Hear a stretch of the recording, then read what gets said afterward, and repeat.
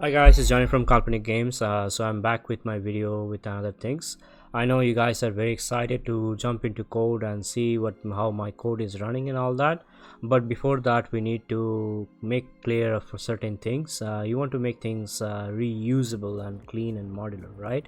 So over here, I will discuss as you see in my screen. As I mentioned, it's for intermediate users of Unity and C Sharp, or at least like you know how to use those things and understand them why and how, so for me it makes sense to structure the character in such a way so we know our enemy going to walk, run, dash, and all those things. Those are gonna be common if you want to add, and both them gonna flip depending on where it is. Both them are gonna have their health and they will be similar, right? And both of them can attack melee and ranged and all those things. Okay, so for me it makes sense to make this in such a way so I do not need to write a separate code for like the enemy and the player or npc, whatever you want.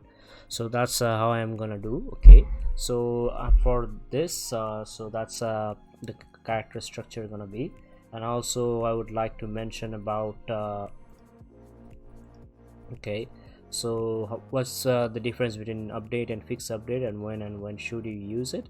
So let's see that. Okay, now we'll be using update to use update things when it's not any physical calculation. Okay, like no force, no torques, and etc. Okay, update runs every frame. Okay, it doesn't and while fix update runs multiple frames every time.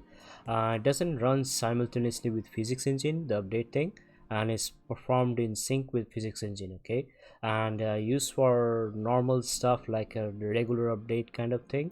Okay, and it's better to use for applying forces and physics calculation, all that physics.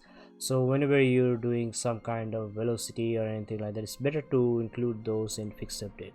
It will make more sense when you see my code what I'm doing. Okay, so that's out of the way. And also that's my second in the series. So this was just a short video about what are the thing, and the next video we're gonna see how the code is structured, and things will get more interesting from there.